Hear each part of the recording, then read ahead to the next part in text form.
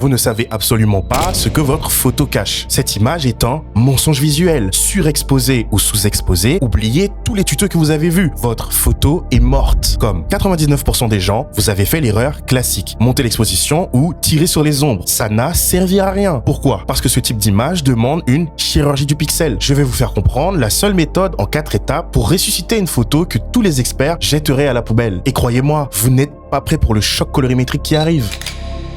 On commence par le plus contre-intuitif. On brise le contraste à moins 50%. On doit immédiatement écraser les hautes lumières à moins 100. Si vous augmentez l'exposition même de 3%, vous empoisonnez le blanc déjà apparent. On vient ensuite dégager nos noirs à plus 45 et nos ombres pour regagner l'information perdue sur le sujet. C'est l'opération de décochage. Mais ça, ce n'est rien. L'erreur que tout le monde fait, c'est de s'arrêter là.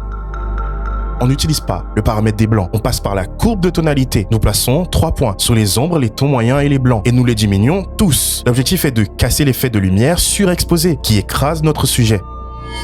On pose une première couche de couleur en créant une dualité de complémentaires. Nous saturons les ombres à 100% de bleu et les hautes lumières à 60% de bleu. Au centre, dans les tons moyens, on injecte de l'orange. On monte la vibrance à plus 46 pour préparer la signature.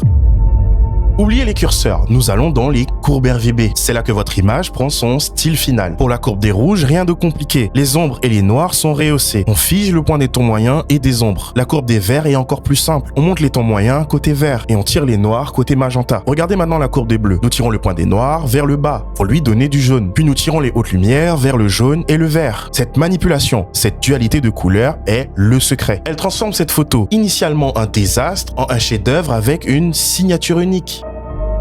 Vous venez de maîtriser la contradiction d'exposition, mais ce n'était que 10% de ce que ces courbes RGB permettent de faire. Pour que votre style soit absolument inimitable, il faut aller plus loin. Rassurez-vous, la partie 2 sur la création d'un profil colorimétrique qui se marie aux courbes est déjà disponible sur mon profil. Ne ratez pas ça. Sur ce, c'était Ent. Tchuss.